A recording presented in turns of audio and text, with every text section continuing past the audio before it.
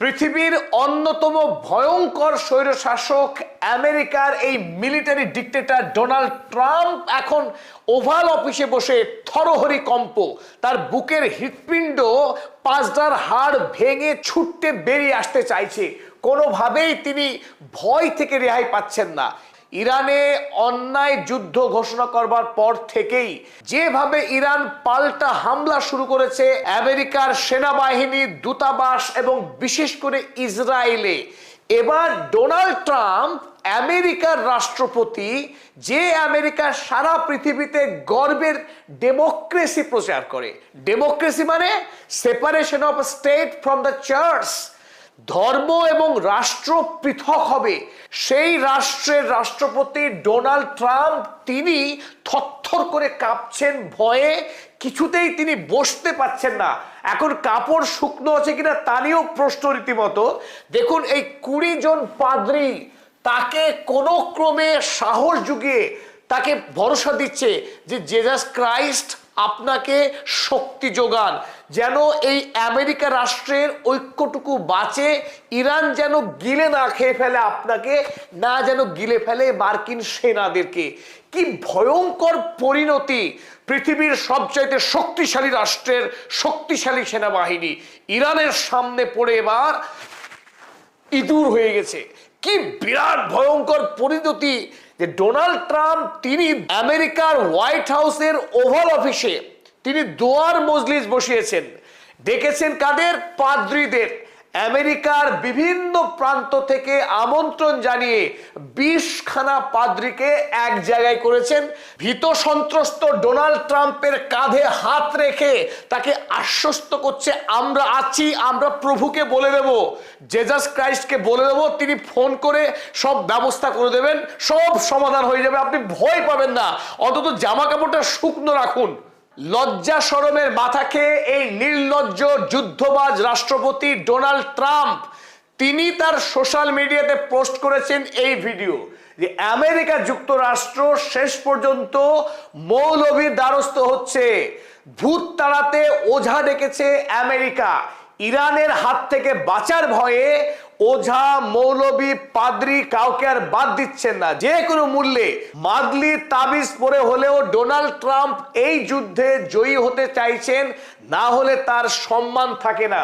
গোটা পৃথিবীতে তার মান সম্মান একেবারে গ্যামাক্সিন লেগে যাবে। ইতিমধ্যেই যেভাবে ইরান পাল্টা মার দিতে শুরু করেছে, মধ্যপ্রাচ্যে তার যে সামরিক সুরক্ষা, বায়ু প্রতিরক্ষা ব্যবস্থাই হোক, কিংবা আমেরিকাতে আরব দুনিয়ার যে বিপুল পরিমাণের টাকা তাকে আটকে রাখাই হোক, সমস্ত ক্ষেত্রেই ডোনাল্ড ট্রাম্প ভয়াবহ রকমের ব্যর্থ। গোটা আমেরিকা জুড়ে মার্কিন সেনারা বিদ্রোহ ঘোষণা করেছে এই স্বৈরাচারী অত্যাচারী ডোনাল্ড ট্রাম্প রাষ্ট্রপতির বিরুদ্ধে। তারা ইসরায়েলের যুদ্ধে মরতে যেতে রাজি নয়। হাজার হাজার পরিবার রাস্তায় নেমে স্লোগান দিচ্ছে ডোনাল্ড ট্রাম্পের বিরুদ্ধে, কারণ এই যুদ্ধ অন্যায় যুদ্ধ, এই যুদ্ধ ইসরায়েলের যুদ্ধ। সেই যুদ্ধে আমেরিকার সেনারা বিনা কারণে ইরানের মিসাইলের বলি হতে চাইছে না, তারা বাঁচতে চায়। তারা শপথ করেছে আমেরিকার সংবিধান ছুঁয়ে যে তারা আমেরিকার হয়ে লড়াই করবে।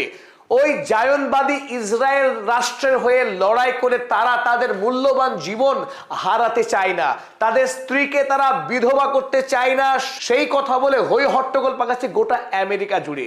তখন বেগতিক দেখে এই অন্যায় যুদ্ধকে ন্যায়সঙ্গত যুদ্ধ প্রমাণ করবার জন্য তিনি ভাড়াটে টাকা দিয়ে কিনে এনেছেন কিছু ধর্ম যাজক। সেই যাজকরা এখানে এসে দেখুন রাষ্ট্রপতি অফিসে এসে তারা ধর্মের বাণী আওড়াচ্ছে যে প্রভু যেন এই মহান রাষ্ট্রপতি মানব জাতির নতুন ত্রাতা, he is the new saviour of the mankind. তিনি নাকি পৃথিবীতে শান্তি প্রতিষ্ঠা করবেন, মানুষকে সাম্যের অধিকার দেবেন। মানব জাতির নতুন রাক্ষসের রাষ্ট্রপতি ডোনাল্ড ট্রাম্প তিনি নতুন ত্রাতা হয়ে মানব জাতিকে রক্ষা করবেন, সেই প্রার্থনা করছেন। আমেরিকার এই পাদ্রী ডোনাল্ড ট্রাম্পের উপর একটা 2.5 কিলো কি হাত, 5 কিলো ওজনে হাত রেখে ডোনাল্ড ট্রাম্প তখন চোখ বন্ধ করে খুব প্রার্থনা নিচ্ছেন। মানে কাঁপছেন, খুব কাঁপছেন তিনি। চোখ বন্ধ করে তিনি দোয়া নিচ্ছেন, প্রার্থনা নিচ্ছেন যাতে করে শক্তিশালী হয়ে ইরানের বিরুদ্ধে লড়াই করতে পারেন। দেশের এই কঠিন সময়ের মধ্যে দিয়ে এই রাষ্ট্রপতি যেন কোষ্ঠকাঠিন্যে না পড়ে যায়, সে যেন ঠিকঠাক সব ব্যবস্থা করতে পারে, মার্কিন রাষ্ট্রে যেন শক্তিশালী রাষ্ট্রে পরিণত হয়, ইরানকে যেন জব্দ করতে পারে, এই জন্য প্রার্থনা করছেন এই সমস্ত ভারী ভারী পাদ্রীরা। এই পাদ্রীদেরকে বলা হয়নি যে ইরান কোনো রাক্ষসের রাষ্ট্র ছিল না। ইরানের মানুষ গণতান্ত্রিক সরকার নির্বাচন করে, সেখানে তারা ইরানের সরকার কোনো রাষ্ট্রকে অন্যায় করে হামলা করেনি।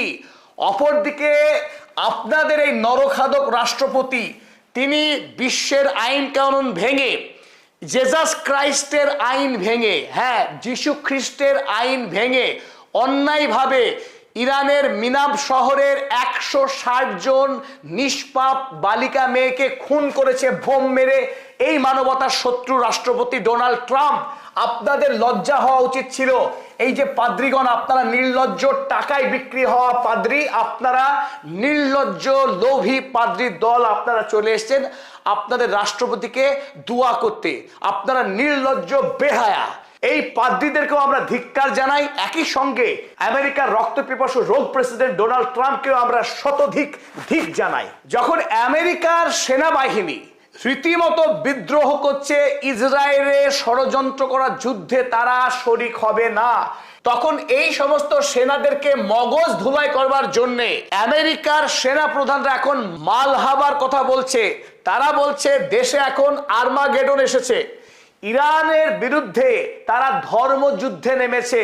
ইহুদি এবং খ্রিস্টান মিলে তারা এই ইরান রাষ্ট্রের বিরুদ্ধে যুদ্ধ করবে। আর ঈসা, the second coming of Jesus নেমে আসবে তাদের মাঝে।